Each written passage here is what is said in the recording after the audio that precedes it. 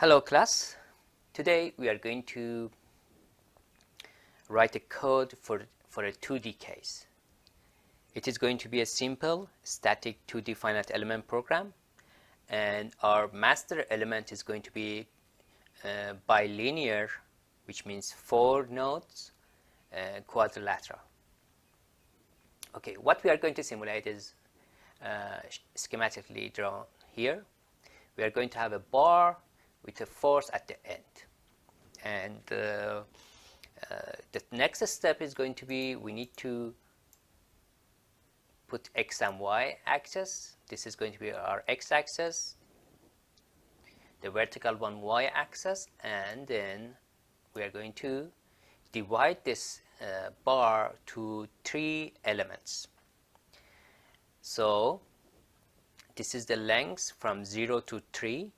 So each element is going to have same length, which is 1, and the height of the elements is going to be 1. Okay, so the next we need to find the name of these nodes. Node 1, node 2, 3, 4, 5, 6, 7, 8. So these are our nodes. Okay, let's start writing the code for this. I'm going to start with new page, like always. First, clear everything. Clear all. Then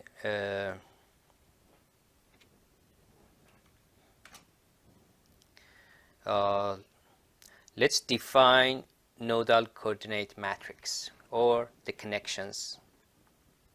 Just nodal coordinate, not connection. So the nodal coordinate, because later when we are working on second, for example, node, we need to know what is the x and y, and it is going to help us. Matrix. Okay, so node, let's name it node. The first node, let's have like this. So the first node is at 0 and 0, next column. The next one, node 2, is at 1 and 0. I forget to put semicolon here. The next one, node 3, is going to be 2 and 0, 3 and 0.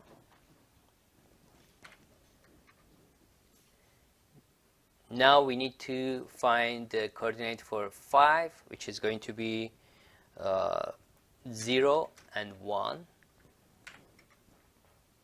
1 and 1 for node 6, 2 and 1 for node 7, and finally 3 and 1 for node 8. So we have 8 nodes. These are all coordinates. Now let's define the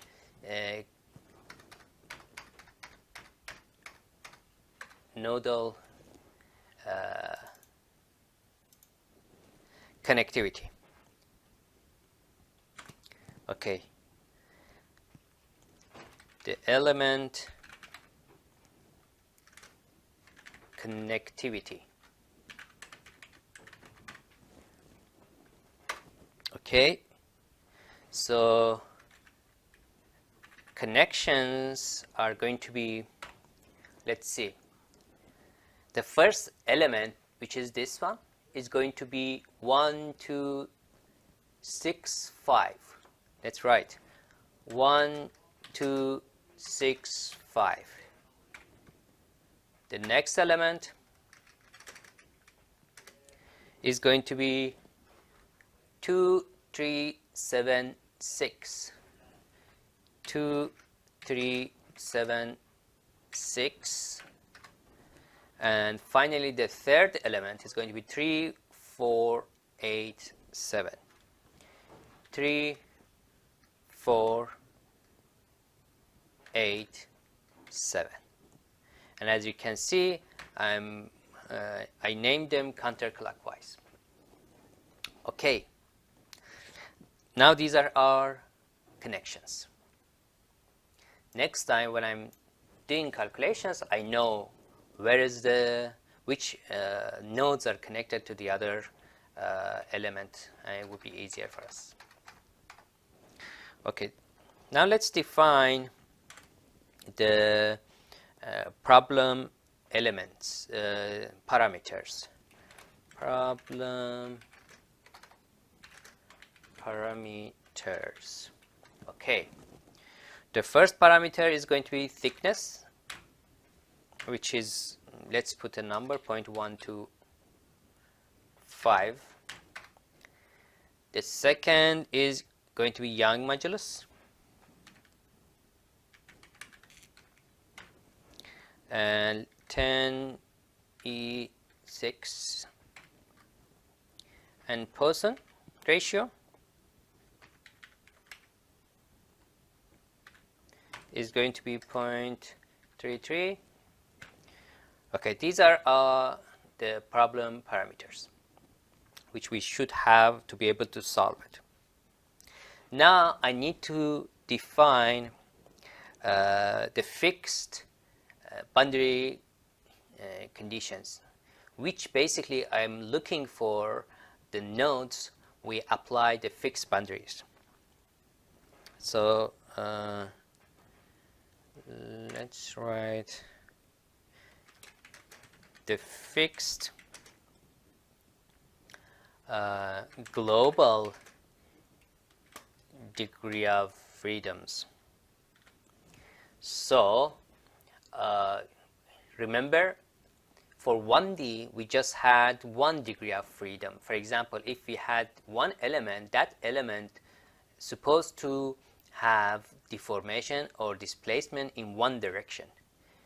For this case, this is 2D problem, so we're supposed to have one displacement at x direction, another in y direction. So for each element, each node, we have 2 degrees of freedom.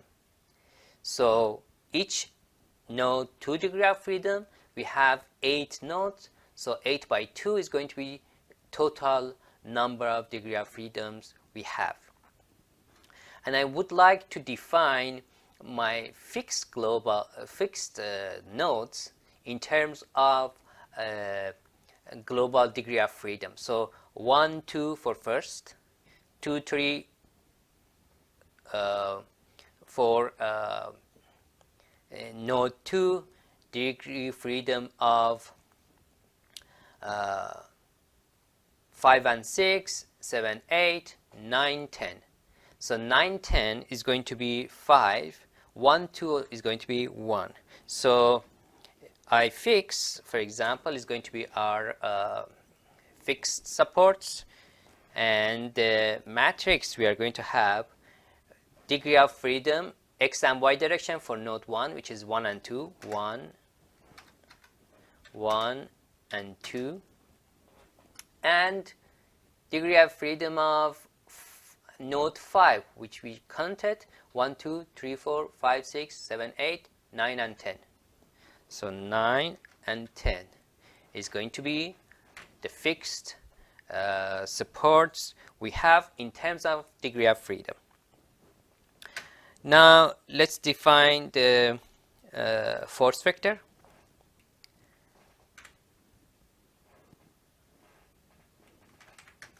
The force vector. Okay. F external is going to be zeros. For now, let's define the empty one. and the size is going to be size of nodes. Yeah. And this matrix has 1, 2, 3, 4, 5, 6, 7, 8 rows, which is the number of nodes we have. So I just need to return the first number for the size of this matrix, which is 8 by 2. So I say, give me just the first number. And I'm going to multiply it by 2, because for each element we can have x and y direction forces. And make it column matrix. Done. So if it was 1D case, I just need to have force equal the number of force force available equal to the number of nodes. But for 2D case, because we can have x and y direction, we multiply this the number of force to 2 because each node can have 2 x force and y force. Yeah. Okay. Now I need to put the external force which is applied here. So F external, for which one supposed to be this force is downward, so it's supposed to be negative in y direction, and let's consider it's 100. But where I should put, I have here 8 times 2, 16 positions, and this is in terms of the degree of freedom. So let's count it: 1, 2, 3, 4, 5, 6, 7, 8. For node 4, I have degree of freedom 7 and 8. Let's consider the first one, which is number 7, as a x, and second one, which is y, 8, as a y. So degree of freedom 8 is going to be y direction force downward. I'm going to apply the same force here at node 8. F external, at which is going to be negative 100. Okay, this one, y direction, this is the last one. We have 8 nodes times 2, it's 16. So the position is going to be 16. Excellent. Okay. Not here. Now let's define the empty matrices. I need to know the number of nodes, the number of elements, and the number of degree of freedom. Number of nodes, elements, and degree of freedom. Okay, so let's see how we are going to find the number of nodes. Number of nodes is going to equal size of node, which I did it here, so I can just copy.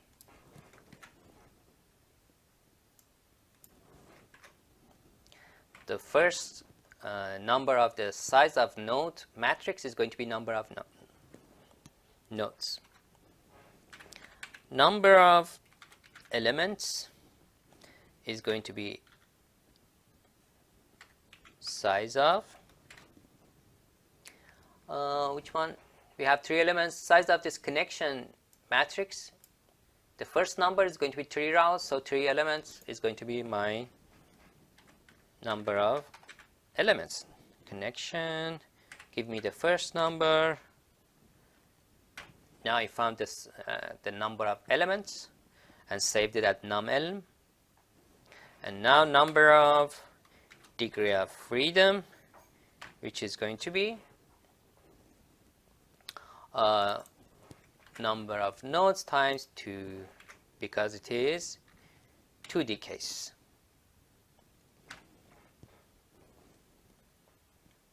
Okay.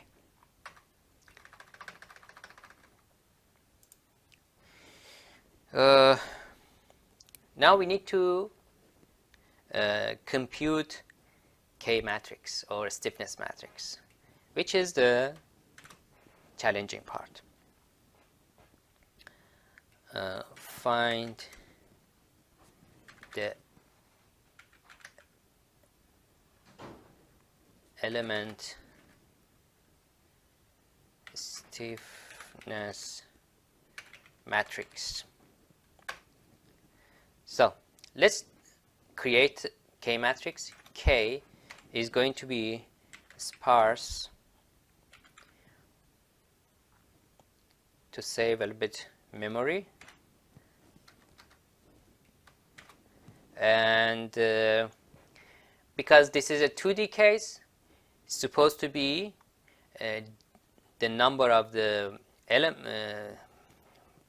numbers inside this K matrix supposed to be 16 by 16, which is the number of degree of freedom. So the number of degree of freedom for rows and columns. Okay, now I have empty K matrix, and sparse means if it's 0, just don't put anything there, so it's compact. And for this case, everything is 0. I haven't put anything inside this K matrix, so it's just, it saves nothing. Minimum amount of memory. So let's write a for loop. E from 1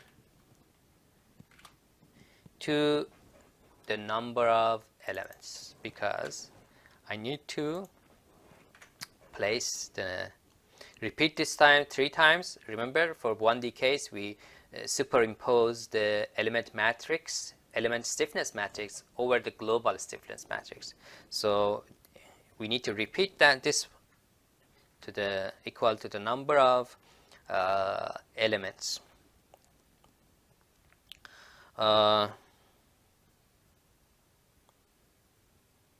I also want to get the coordinate.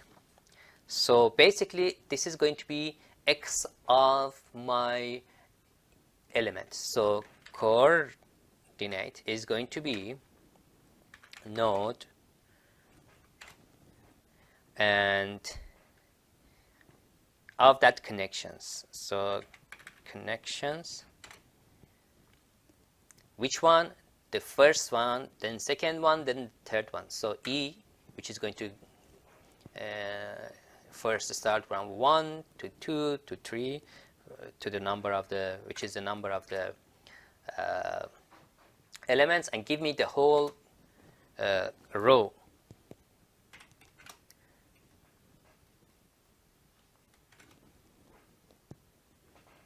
Done. So this coordinate is going to be like an x for the nodes. Excellent. Let me write a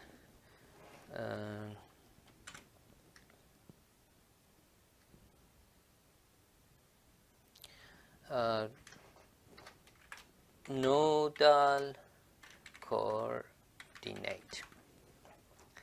So again, these connections have the name of the nodes we have, and then for those nodes we get the coordinate, because here, as you can see, the nodes node matrix saves the coordinates for the each node.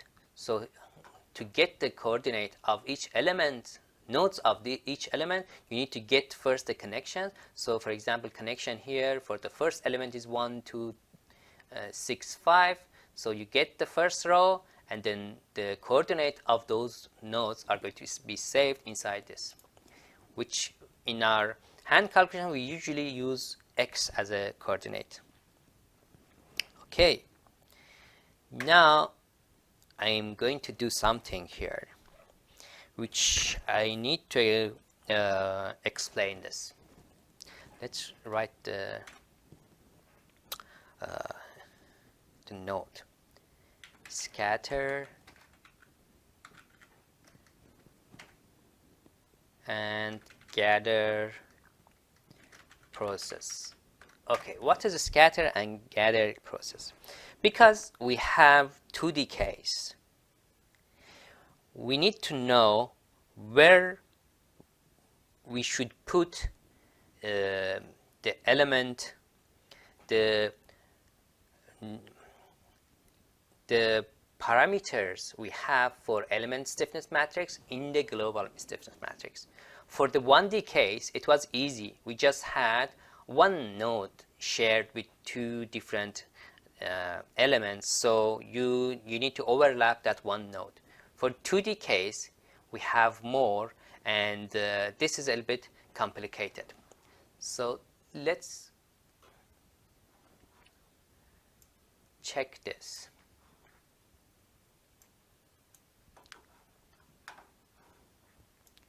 I prepared this to show you what I'm going to do in this code.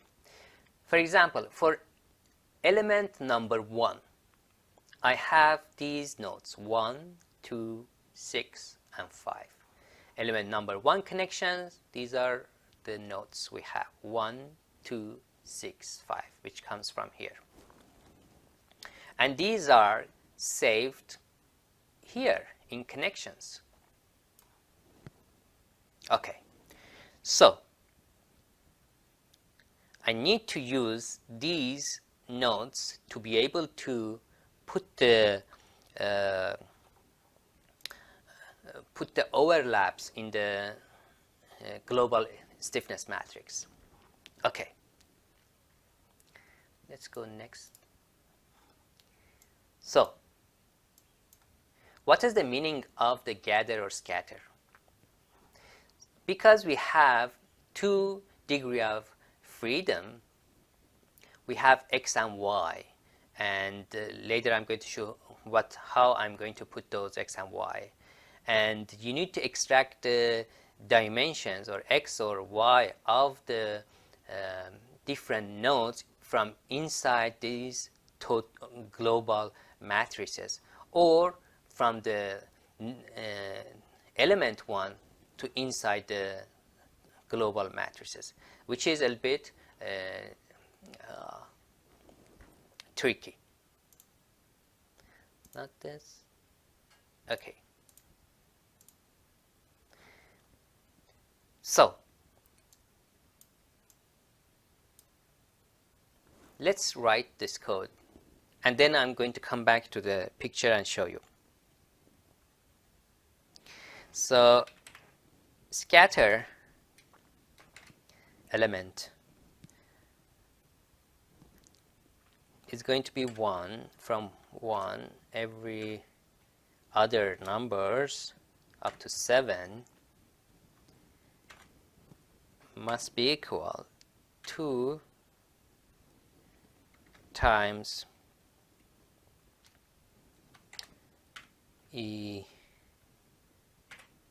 everything minus 1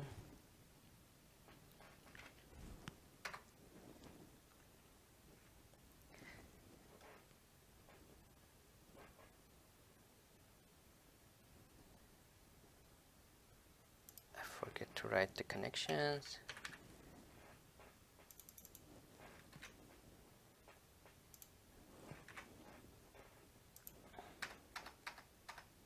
Okay, this is not big deal. I'm going to explain what I'm doing.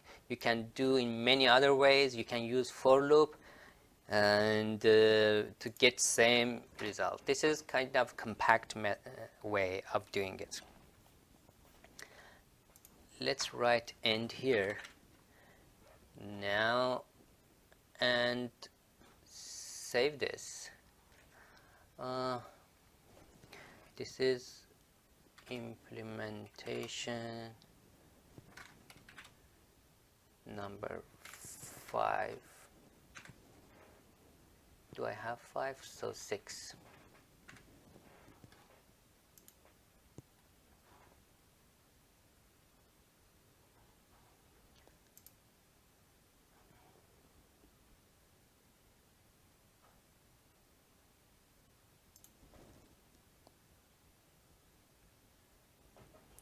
Okay, where is the mistake?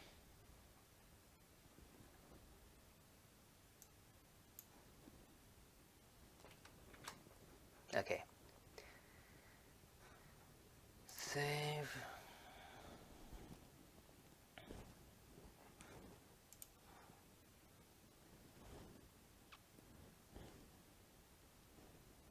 Oh, I missed equal here. Okay, let's save it and put a stop here and run up to this point. So what I've done, let me stop this at something like a equal 1.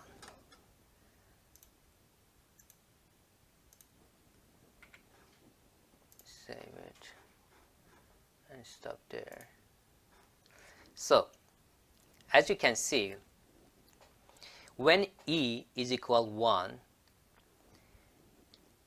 I'm going to get the first row of this connection matrix, which is 1, 2, 6, and 5, which is the connections of the which is the nodes of the first element.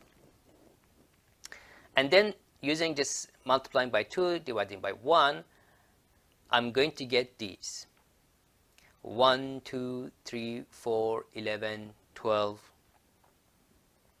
9, and 10. Okay, so let's see this way of scattering is correct or not.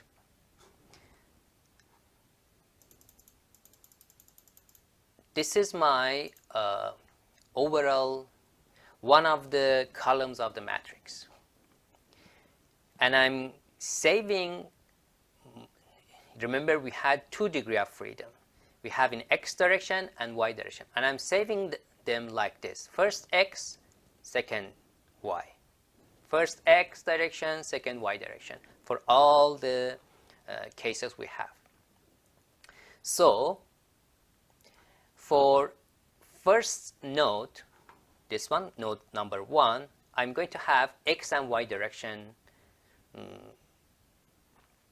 degree of freedom.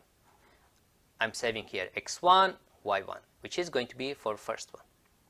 For the second one, it is going to be again x1 and y1, x2 and y2. It's here, which is highlighted yellow. The next connection is 6. 6 is going to be here, x6 and y6, and the other one is 5, x5 and y5. So based on the degree of freedom, the numbers I need to scatter is going to be the first one, second one, third one, fourth one, then 11, 12, 9, and 10. Let's go back to this scatter. 1, 2, 3, 4, which is for element node 1 and node 2. 11, 12, which is for node 6. 9 and 10, which is for element number 5. You can see here.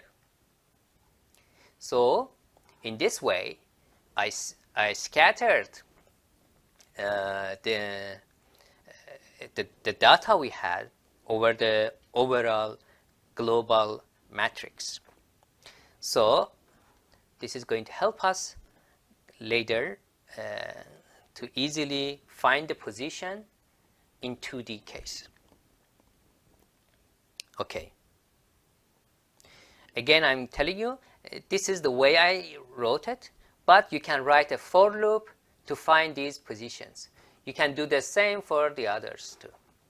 Okay, enough? So writing this piece of code, I know where to put the for the degree of freedom when we have 2 degrees of freedom and the nodes inside the global matrix. Okay.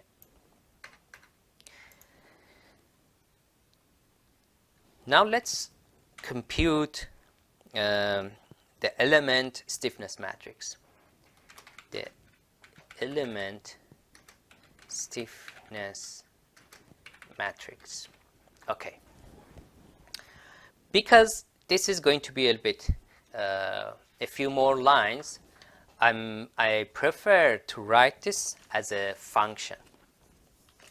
Okay. So what I need for element stiffness matrix, let's write the function. So element stiffness matrix, K of E, K for stiffness matrix, E for element, is going to be equal lowercase k matrix for Q4 quadrilateral. I need to put X, which we named it coordinate. I need to put Young modulus to be able to calculate material matrix, material properties matrix, Poisson, again for material properties, and thickness. So this is going to be our function.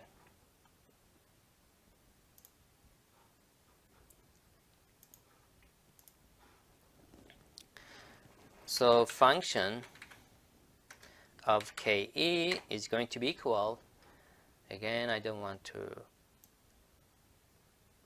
write and make a mistake, is going to be coordinate, Young modulus, I can name it E, Poisson nu, and thickness is good enough. So let's see what is the material properties. Let me write the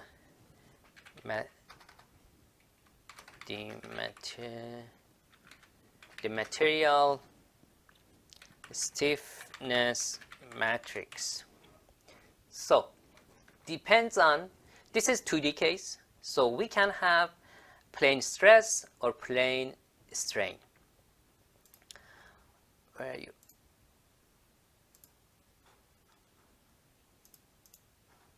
This is the 2 cases we can have. If it's plane stress, which it means we have 0 stress at 0 direction, or at thickness direction we have 0 stress.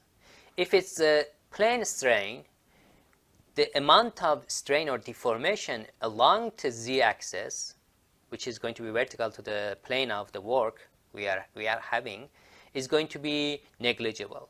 Usually when the object is very long, we can consider this plane strain. So for plane stress, this is the formula for the material stiffness. And for plane strain is this. So this is your choice. Let's use plane stress for this case, but you can definitely write a small code as a case. For example, if you say if the code user writes stress, use this D. If it uses strain, use this one. So it's very easy. Yeah.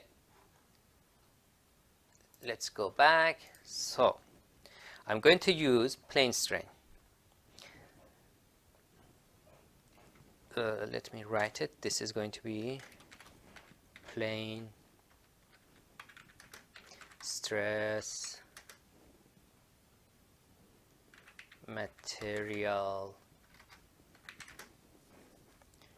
matrix case. Okay, let's use D1 to multiply E, divide E 1 minus nu power 2. Okay, basically I created this one, E divided by 1 minus nu power 2. Now I need to put this D1 here, multiply by nu here, multiply with this. Done. So D2 is going to be equal nu times D1, and then D3 is going to be half times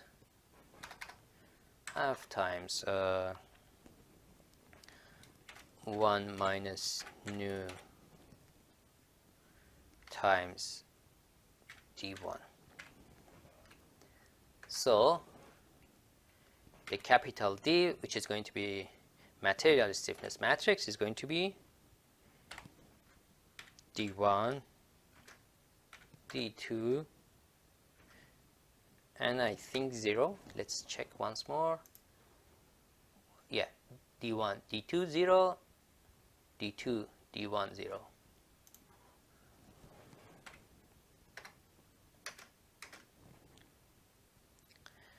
D2, D1, 0,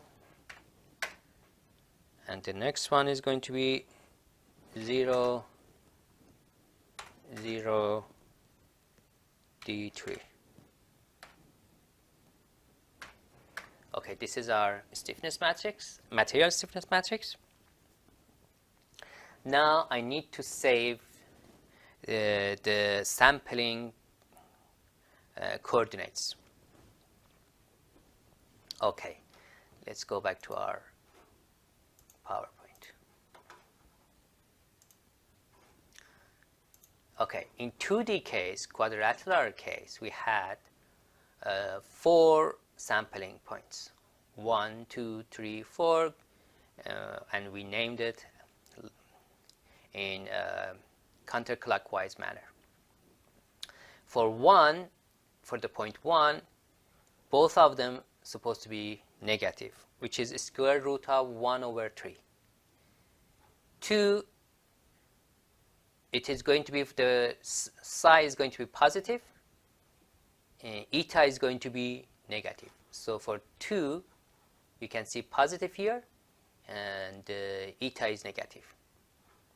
For 3, both positive. Let's check. For 3, both positive. And for 4, psi is going to be negative, eta positive. 4 here, psi negative, eta positive. And I said this point 5773 is square root of 1 over 3. So let's write that formula. So I can write sampling points or quadrilateral points. So Q points are equal square root of 1 divided by 3 times that matrix. So number 1, come back, number 1 both negative, number 2 positive negative, number 3 both positive, number 4 negative positive. Let's do this. So both negative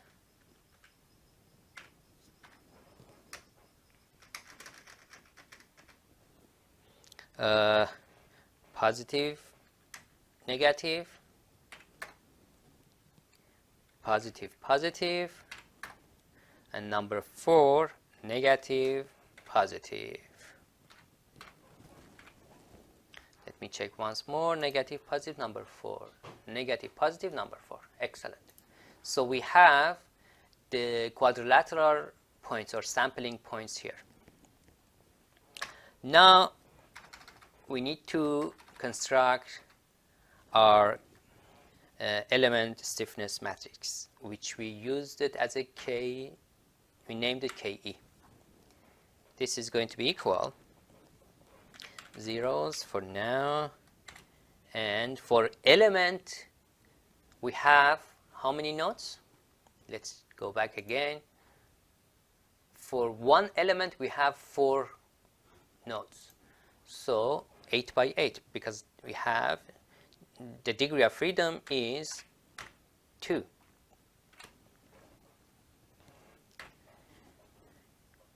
Okay, now this is empty element stiffness matrix. Now let's write a for loop from, for example, for this Q, which is the quadrilateral points, 1, 2, 4, because we have 4 sampling points, and I saved psi and eta here. These are the coordinates of the psi and eta. So psi, let's write it as a psi. It's going to save this sampling points here.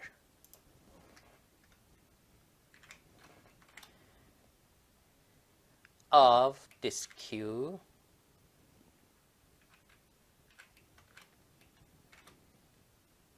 okay, so first basically I'm going to pick up this first row as a first sampling point and extract this KE, which is the element stiffness matrix. Now I need to find B matrix for that. So find strain displacement matrix. Okay, this is not going to be easy. You know that the biggest process we have is finding this B matrix. So to write a B matrix or find the B matrix, let's write another function. Where are you? I'm going to write another function here. So what I need is I need to get B function, B matrix, and Jacobian, because later when I'm calculating K, I need to multiply transpose B times D, which is the material properties, stiffness matrix, times Jacobian. So I need that Jacobian, and Jacobian matrix is part of the products we have when we're calculating B matrix. So it's better to take it back, and B matrix for quadrilateral case with 4, and I'm going to give coordinate and the sampling points, this psi inside this.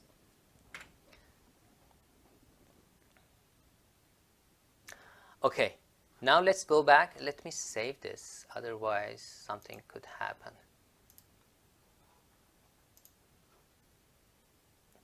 Now let's go and define this.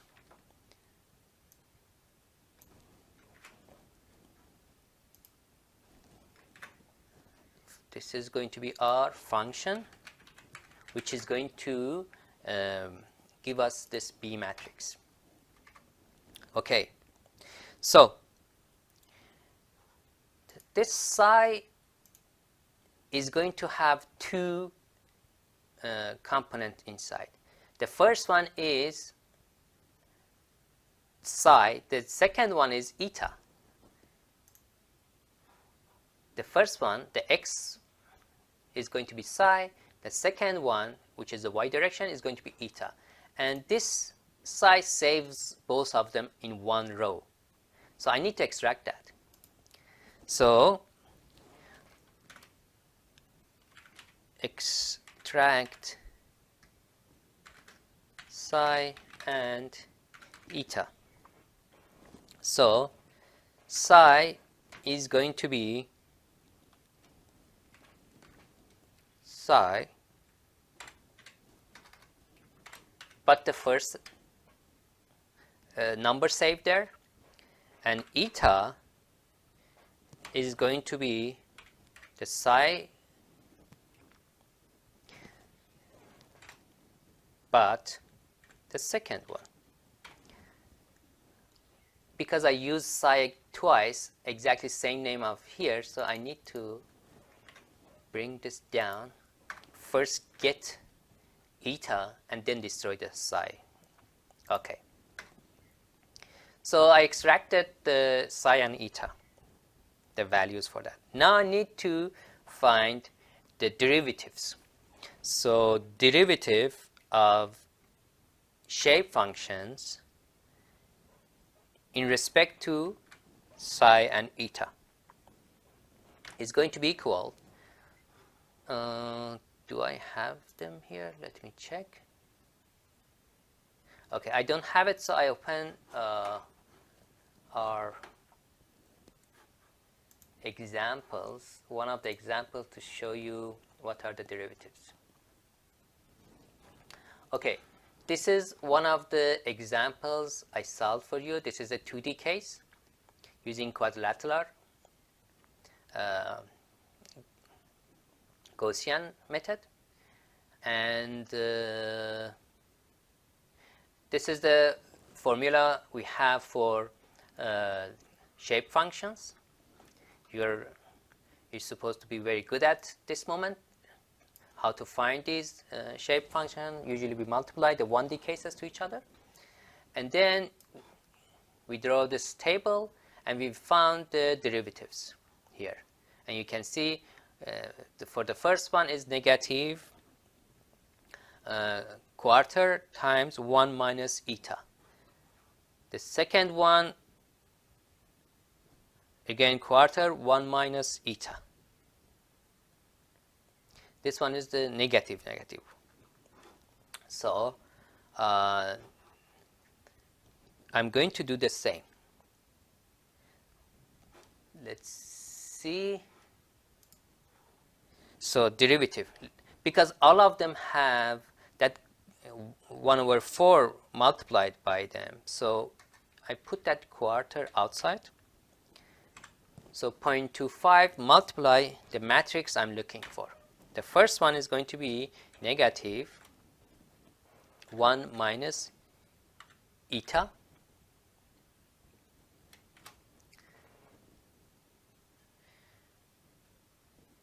The other one is negative 1 minus psi. This is the first row.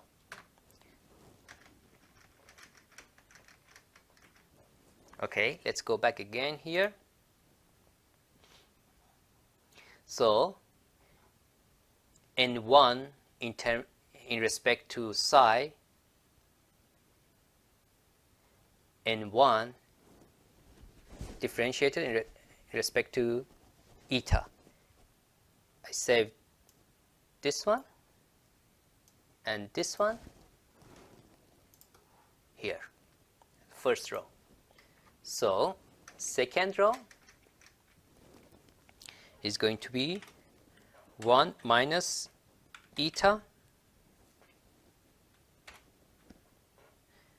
space negative 1 plus psi. Let's go back. So this one and this one. So basically what I'm doing, derivative of n1 for psi eta, n2 psi eta. I'm writing for each row. 1 plus eta space 1 plus psi, and finally negative 1 plus eta 1 minus psi. Okay, we're done with this matrix. So these are the shape function derivative matrix in respect to local coordinate system or natural coordinate. Now I need to find Jacobian. Jacobian was derivative of global coordinate over in respect to local. And to find this dx d psi or dx d eta, you need to find derivative of n, which we just found it, multiplied with x, which is our coordinates. I already saved this x inside the coordinate parameter, and that is why I transferred this coordinate inside this function. Okay, so Jacobian is going to be coordinate, but let's make it column matrix times this derivatives.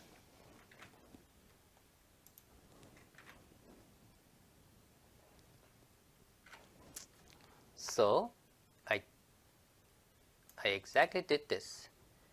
Derivatives times coordinate. Done. So I have Jacobian matrix here. Determinant of Jacobian is going to be equal determinant of Jacobian. Done. What else? Now I need to find B matrix. I'm ready for that. So if I multiply the matrix of shape function derivatives by inverse Jacobian, I can get B matrix. Let's do it. So I'm defining a new parameter dn, which is going to be where are you? This derivatives multiply by inverse matrix, Jacobian matrix. So it is going to automatically inverse it and multiply with this derivatives. Now I need to place all these, the result of this, inside this matrix, B matrix. So there are many methods. One of the easiest one is just place that like this, dn 1 and 1 here, space 0, space dn number 2, space 0, space, let me copy this because it's just 4, it's easy to just write instead of writing a complicated code. Space 0. Okay, I made a mistake. This is supposed to be 1, 1,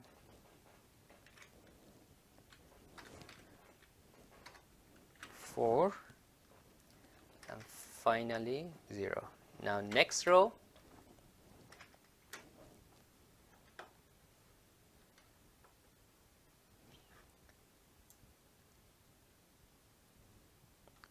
let's copy here.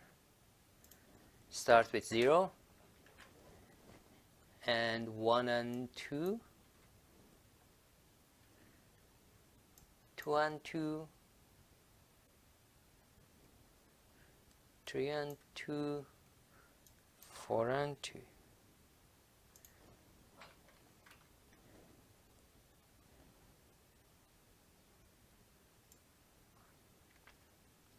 And then let's copy the last one.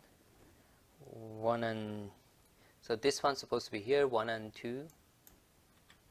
That one here, 1 and 1. No 0.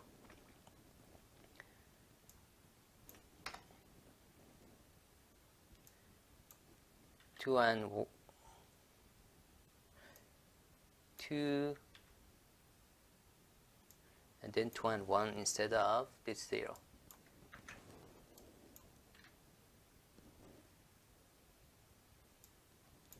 Three and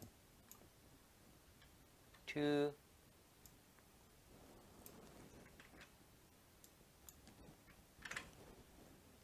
and 3 and 1.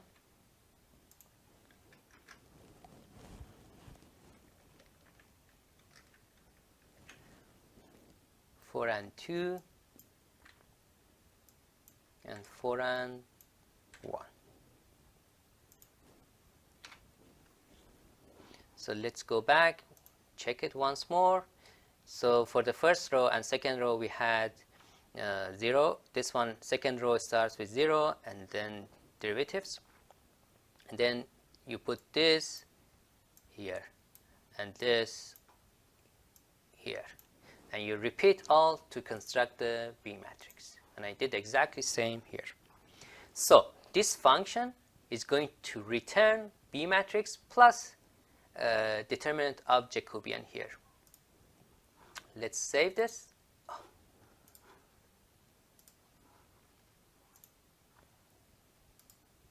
Okay. Now I have B matrix here. Let's construct the element K matrix. Ke is going to be equal, similar to the previous workshops. You need to add to the original Ke transpose B times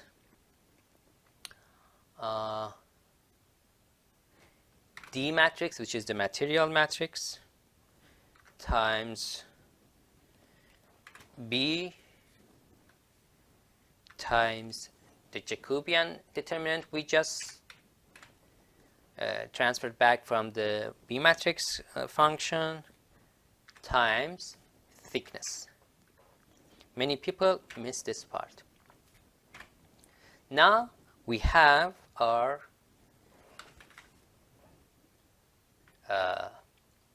element stiffness matrix. Okay, let me save it here. Okay.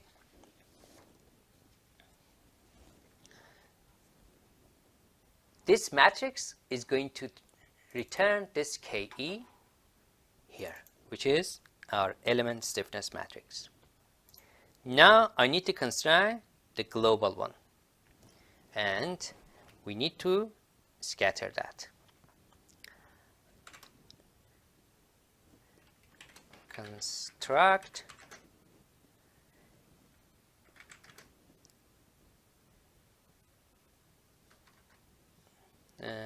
the global K, which is the stiffness matrix, by scattering Ke. And remember, scattering was the stuff we talked about here. And you need to know the number of nodes and then their positions here based on the global degree of freedom. For example, for the node 5, the numbers you need to put inside that, the row and columns is going to be 9 and 10. For 6 is going to be 11 and 12. Okay, so the global K matrix of this scattering pattern, which we defined here,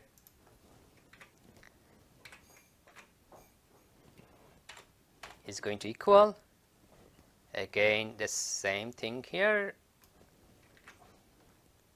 Because we are superimposing everything, we adding plus KE, which we already calculated in other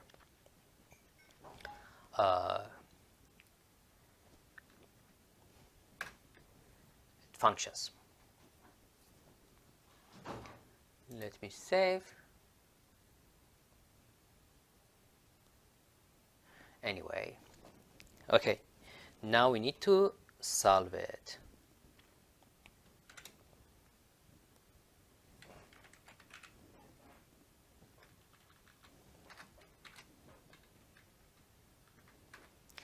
Okay, now solving is a little bit tricky. So let's define a function to solve this. And I want this function to return displacement plus force, but reactions one.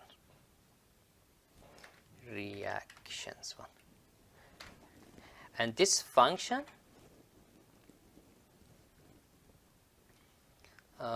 is going to solve force, finite element, solve where. What I need to put inside this function, I need to give it global stiffness matrix, the external forces, and the boundary conditions, the fixed boundaries. Okay, now let's define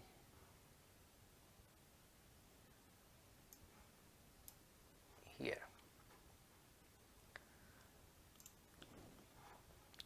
Okay, let's copy, otherwise we make a mistake.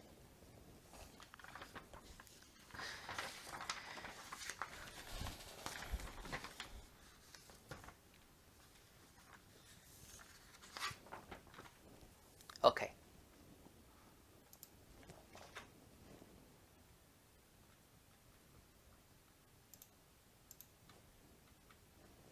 Function.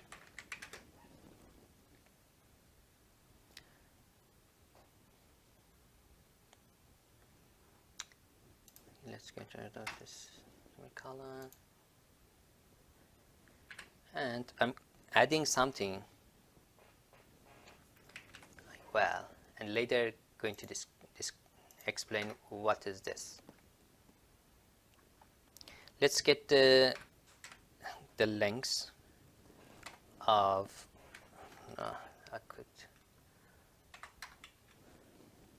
number of degree of freedom,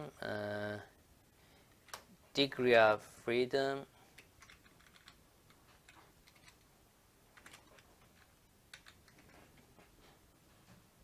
of constraints, so lengths of I fix. Very easy.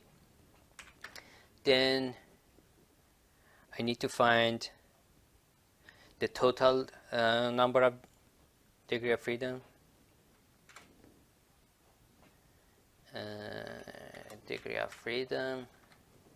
which is the length of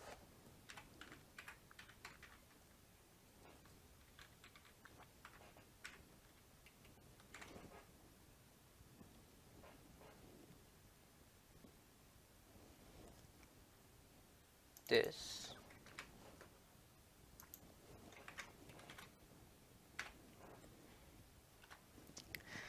Then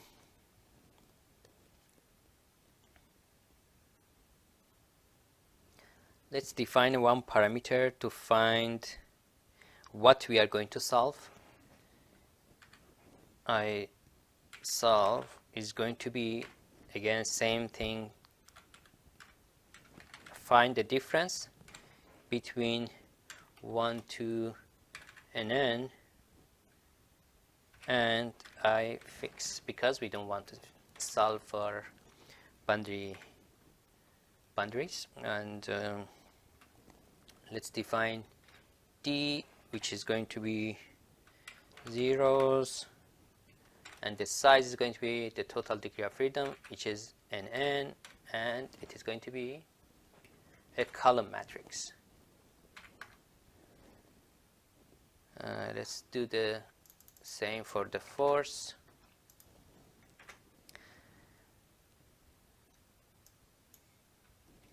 Force, reaction, and reactions are going to be just this length. The length of constrained degree of freedom. Okay. So we constructed those. Now I want to make sure if it's homogeneous boundary condition or non-homogeneous. So let's write if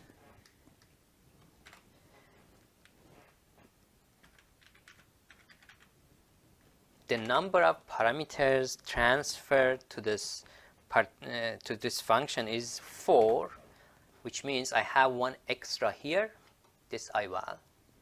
If it's 4,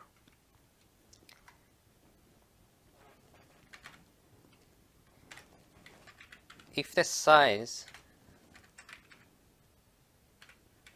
IVAL is 1,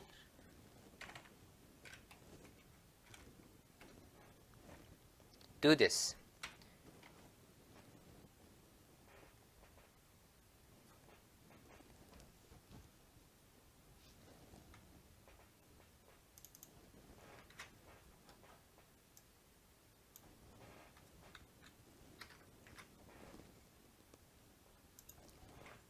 F minus K everything I fix times I1.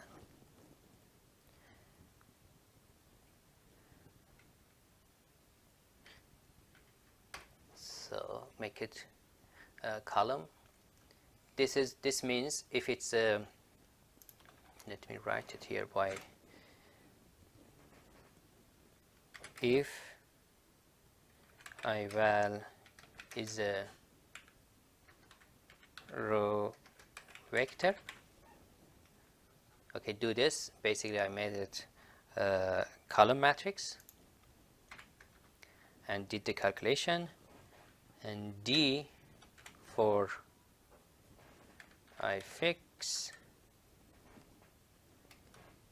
is going to be equal IVAL, but column form. Basically, IVAL is going to be, if it's a number, for example, I say here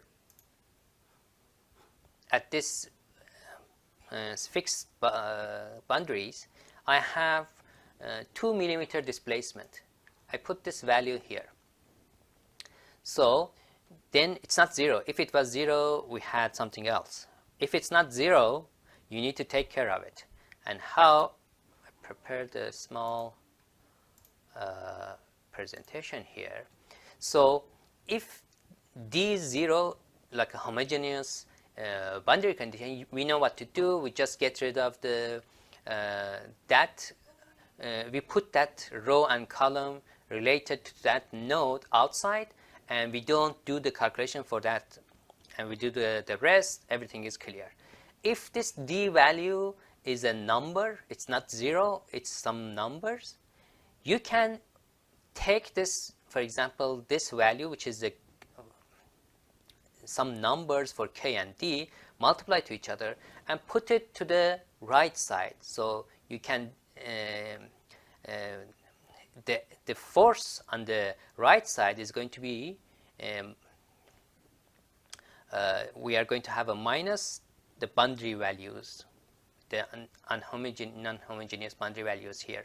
So force minus that is going to apply the effect of non-homogeneous boundary conditions. If it was 0, you just get rid of that part. You don't consider in your calculation. If it's some number, you need to take the other side, subtract from the force, and then the new force is going to be your force in your matrix calculation. So I'm doing the exact same. If it was non-homogeneous and you had some number here, you check the size to make sure if it's a row or column. If it's a row, make it column matrix and subtract k times this d from the force, and to put this inside the new force and make it the new force. Okay. Else, which means, let me write here,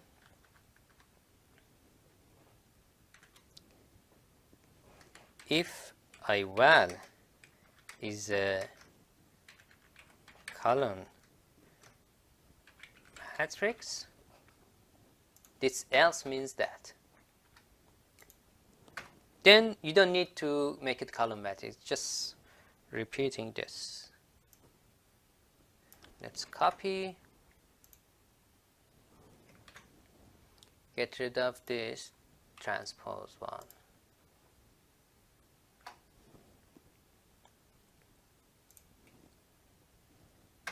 Now end it. Okay.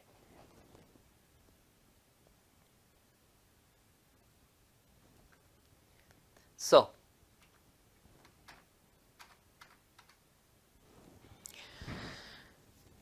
now let's, oh, I didn't end this one, to end. Okay, we had two ifs, so I need to have two ends. Now I need to solve. So d of the I solve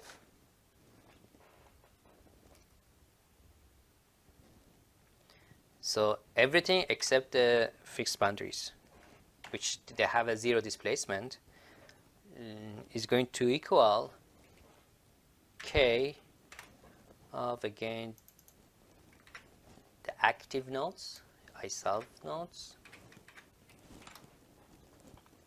backslash, what we named this, f,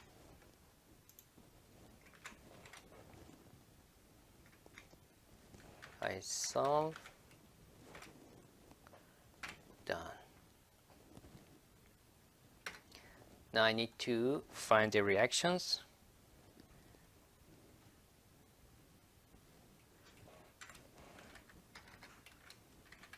Find reactions. So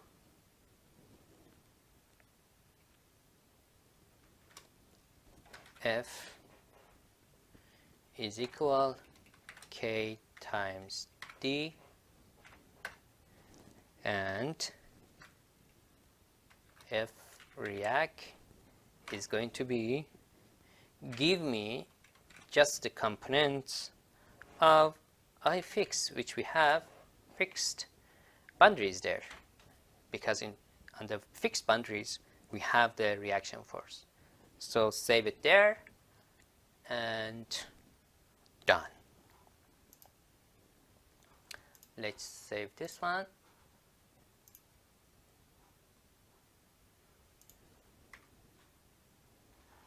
And run. So everything is, we have everything without any problem, 16 by 1, and let's see the D. This is our D matrix, and interestingly for 1, 1 and 2, let me show you here.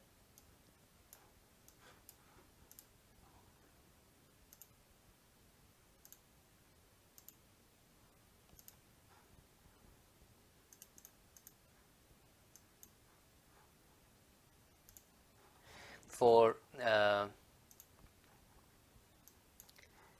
node 1, which is place the total global degree of freedom 1 and 2, and 5, 9 and 10, we're supposed to have 0. 1 and 2, 3, 4, 5, 6, 7, 8, 9 and 10. So correct. And you can get F reaction. These are the reaction force we have, and in X and Y directions. And that's it. Thank you very much, and see you next